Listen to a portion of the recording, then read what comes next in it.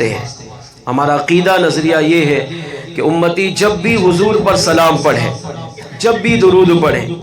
جب بھی آقا صلی اللہ علیہ وسلم کی بارگاہ میں کوئی چیز پیش کرے، کوئی درود و سلام کا تحفہ پیش کرے، تو میرے آقا اسے سماعت بھی کرتے ہیں، اس امتی کو دیکھتے بھی ہیں، اس امتی کو جانتے بھی ہیں، اس امتی کو پہچانتے بھی ہیں، اور آقا اس کے صلاۃ و سلام کو سنتے بھی ہیں، اور اگر کرم فرمائے تو اسے سلام کا جواب بھی عطا فرماتے ہیں۔ علامہ شمس الدین سخاوی رحمۃ اللہ تعالی علیہ اپنی کتاب القول البدیع میں اس روایت کو نقل کرتے ہیں۔ بغداد میں ایک بزرگ تھے جن کا نام ابو بکر شبلی علیہ رحمہ تھا۔ لوگ انہیں دیوانہ، انہیں مجنوں، انہیں پاگل، انہیں مجذوب کہتے تھے۔ مجذوب کی پہچان یہ ہے کہ جس کا رواں رواں، جس کی عقل اللہ کی محبت میں فنا ہو چکی ہو، جو اللہ کی محبت میں غرق ہو چکا ہو، جس کا لمحہ لمحہ اللہ کی عبادت میں گزرتا ہو، جس مجذوب نے اپنی ذات کو اللہ کے عشق میں، اللہ کی محبت میں، اللہ کے پیار میں فنا کر دیا ہو، اس شخص کو کہا جاتا ہے یہ مجذوب ہے۔ بغداد میں ایک بہت بڑے مجذوب حضرت سیدنا ابو بکر شبلی رحمت اللہ تعالی علیہ تھے۔ جب لوگ آپ کہیں سے گزرتے تو لوگ دیکھتے تو لوگ آپ کو برا بلا کہتے، کوئی آپ کو مجنوں کہتا، کوئی پاگل کہتا، کوئی دیوانہ کہتا، کوئی آپ کو پتھر مارتا، کوئی آپ کی طرف کنکر پھینکتا، کوئی آپ کو گالیاں دیتا، کوئی آپ کے خلاف نازیبا جملے کہتا، مگر اللہ کے ولی کی شان یہ تھی آپ کسی سے ناراض نہیں ہوتے تھے۔ گالی دینے والے کو بھی دعاؤں سے نوازتے تھے، پتھر مارنے والے کو بھی دعاؤں سے نوازتے تھے، اگر کوئی برا بلا بھی کہتا تھا آپ اسے بھی دعاؤں سے نوازتے تھے، اور اللہ کریم کی بارگاہ میں اپنے ستانے والوں کے لیے بھی بخشش کی دعا فرماتے تھے۔ اس وقت کے ایک بہت بڑے عالم دین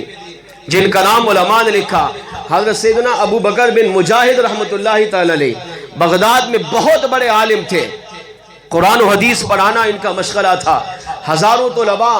آپ کے سامنے ہوتے اور آپ کا کام یہ تھا مسجد رسول پر بیٹھ کر دن رات امام الانبیاء صلی اللہ علیہ وسلم کی شریعت سکھاتے تھے، یا تو قرآن پڑھاتے یا حدیث پڑھاتے۔ اور اگر اس محفل میں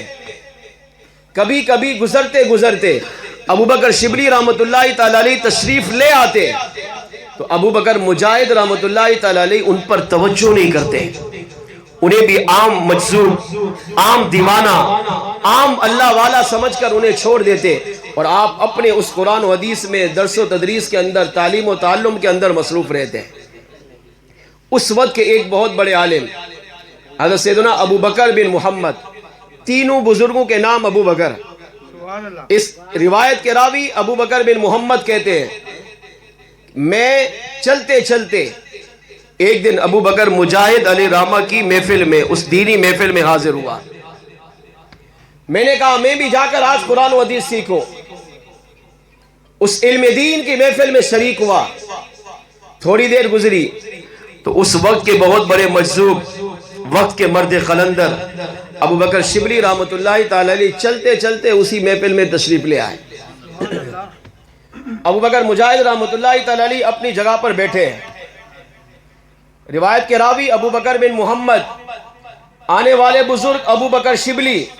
اور جو مسجد رسول پر بیٹھ کر قرآن و حدیث پڑھا رہے ہیں یہ ابو بکر بن مجاہد رحمت اللہ تعالی علیہ کے ذات مبارکہ۔ اب ابو بکر بن محمد کا جملہ سنیں، وہ کہتے میں اس دینی محفل میں شریک تھا کہ چلتے چلتے ابو بکر شبلی جو بغداد کا بہت بڑا مجذوب، بہت بڑا دیوانہ، اللہ کی محبت میں فنا ہونے والا، جب اس محفل میں آیا تو میں نے دیکھا ابو بکر مجاہد رحمت اللہ تعالی علیہ پڑھاتے پڑھاتے جب ان کی نظر ابو بکر شبلی پر پڑی تو اپنی مسند سے کھڑے ہو گئے، وہ قرآن و حدیث پڑھنا پڑھانا بند کر دیا، اپنی مسند سے کھڑے ہوئے اور چل کر ابو بکر شبلی کی طرف گئے۔ وہ پیچھے بیٹھے تھے، انہیں وہاں جا کر اٹھایا، سینے سے لگایا، پیشانی پہ بوسہ دیا، ہاتھ چوما اور ہاتھ سے پکڑ کر اپنے قریب لا کر مسجد رسول کے برابر میں بٹھایا۔ توجہ ادھر، پھر قرآن و حدیث پڑھنے پڑھانے میں مشغول ہو گئے۔ جب یہ محفل کا اختتام ہوا، ابو بکر بن محمد علی رحمہ کہتے ہیں میں یہ سارا منظر اپنی آنکھوں سے دیکھتا رہا۔ محفل کا اختتام ہوا تو میں ابو بکر بن مجاہد علی رحمہ کے پاس حاضر ہوا اور میں نے آ کر آپ سے ایک سوال کیا۔ میں نے کہا یا سیدی یہ بتائیے کہ آپ نے آج ابو بکر شبلی علی رحمہ کی اتنی تعظیم کیوں کی؟ یہ تو بغداد کے بہت بڑے مجذوب ہیں، لوگ انہیں دیوانہ، لوگ انہیں پاگل، لوگ انہیں مجنون سمجھتے ہیں، لوگ ان کو پتھر مارتے ہیں، ان کے بارے میں نازیبا جملے بکتے ہیں، کوئی ان کی تعظیم نہیں کرتا۔ اور آپ کی محفل میں یہ پہلے بھی کئی مرتبہ ہے، آپ نے کبھی ان پر اتنی توجہ نہیں کی، مگر آج خلاف معمول جب ابو بکر شبلی علی رحمہ محفل میں آئے تو آپ اپنی مسجد سے اٹھے، ان کے پاس چل کر گئے، انہیں وہاں سے پیچھے جا کر اٹھایا، سینے سے لگایا، ہاتھوں کو بوسہ دیا، پیشانی پہ بوسہ دیا، اور پھر بڑی ادب، بڑے احترام، بڑی تعظیم کے ساتھ ان کو وہاں سے اٹھا کر لائے اور اپنے قریب بٹھا کر ان کا اتنا ادب کیوں کیا؟ آج خلاف معمول، خلاف عادت آپ نے عمل کیا، اس کی وجہ مجھے ارشاد فرمائیے۔ ابو بکر بن مجاہد علی رحمہ کہتے ہیں کہ جب ابو بکر بن محمد علی رحمہ نے مجھ سے سوال کیا تو میں نے کہا آپ نہ پوچھے تو بہتر ہے، یہ ایک راز ہے، اسے راز رہنے دے۔ عرض کیا نہیں آپ بتا دیں، جب تک آپ اس راز کو ظاہر نہیں کریں گے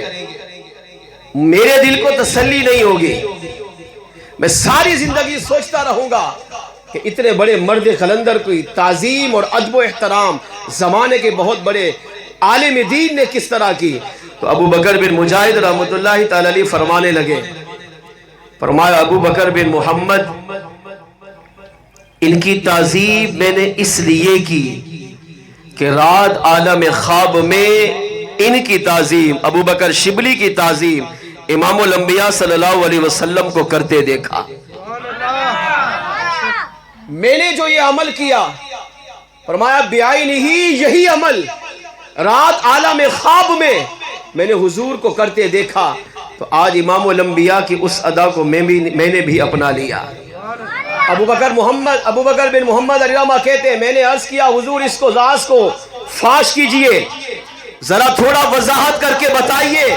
کہ آپ نے کیا خواب دیکھا۔ اب ابو بکر بن مجاہد کا خواب دل سے سنیے، آپ فرماتے ہیں اے ابو بکر بن محمد میں بھی ابو بکر شبلی کو دیوانہ سمجھتا تھا، مجنون سمجھتا تھا، مجذوب سمجھتا تھا، ان کی طرف کبھی اتنی توجہ نہیں دیتا تھا۔ کہتے ہیں رات میں نے عالم خواب دیکھا، سر کی آنکھیں بند ہوئی، دل کی آنکھیں کھلی، میں نے عالم خواب میں امام الانبیاء صلی اللہ علیہ وسلم کا دیدار کیا، میں نے منظر یہ دیکھا، مسجد نبوی ہے، حضور منبر رسول پر جلوہ فرما ہے، وہاں انبیاء بھی ہیں، اولیاء بھی ہیں، صحابہ بھی ہیں، پاکیزہ لوگ موجود ہیں، امام الانبیاء صلی اللہ علیہ وسلم ان سے گفتگو فرما رہے ہیں۔ تھوڑی دیر گزری، میں نے دیکھا اسی محفل میں چلتے چلتے ابو بکر شبلی بھی حاضر ہوا، اور جب ابو بکر شبلی حضور کی محفل میں حاضر ہوا تو میرے آقا صلی اللہ علیہ وسلم نے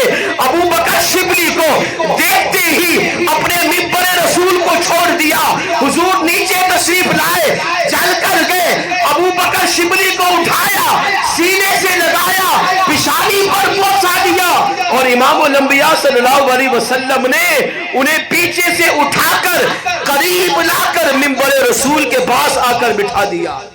اب وہ کہتے میں یہ منظر دیکھتا رہا، جب محفل کا اختتام ہوا میں نے عرض کیا یا رسول اللہ صلی اللہ علیہ وسلم ابو بکر شبلی کو بغداد کے لوگ دیوانہ سمجھتے ہیں، مجنون سمجھتے ہیں، پاگل سمجھتے ہیں، مجذوب سمجھتے ہیں، آپ نے ان کی اتنی تعظیم کیوں فرمائی؟ امام الانبیاء صلی اللہ علیہ وسلم نے غیب کی خبر دیتے ہوئے ارشاد فرمایا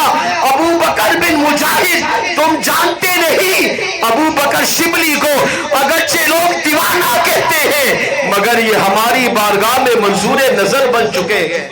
یہ ہمارے عاشق صادق ہیں، یہ ہم سے سچا پیار کرتے ہیں، اور ان کا ایک عمل ہمیں بڑا پسند آیا، فرمایا مجھے یہ ہر نماز کے بعد قرآن کریم کی آیت کریمہ تلاوت بھی کرتے ہیں اور ہر نماز کے بعد صلی اللہ علیہ یا رسول اللہ ثلاث مرات،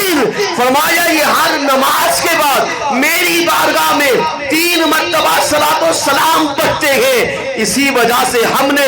اس ابو بکر شبلی کو اپنے سینے سے لگا کر زمانے کا بہت بڑا ولی کامل بنا دیا ہے۔ اس سے پتہ چلا ابو بکر بن مجاہد کہتے ہیں میں وہاں روتا رہا کہ میں نے یہ کیا کیا، میں نے تو ساری زندگی ان کو دیوانہ سمجھا، پاگل سمجھا، مجذوب سمجھا، مگر ان کا مقام و مرتبہ حضور کی بارگاہ میں اتنا اعلیٰ تھا کہ میرے آقا صلی اللہ علیہ وسلم نے منبر رسول سے اٹھ کر جا کر ابو بکر شبلی کو اٹھایا، سینے سے لگایا، پیشانی پہ بوسہ دیا، اپنے قریب میں آ کر بٹھا کر اپنی امت کو پیغام دیا کہ جو میرا امتی مجھ سے سچی محبت کرتا ہے، پیار کرتا ہے، عقیدت رکھتا ہے، ہماری بارگاہ میں صلاۃ و سلام پڑھتا ہے، ہم اپنے اس امتی کے سلام کو سنتے بھی ہیں اور اسے اپنی بارگاہ میں منظور نظر بھی بنا دیتے ہیں۔ اس سے یہ بھی پتہ چلا امتی جب بھی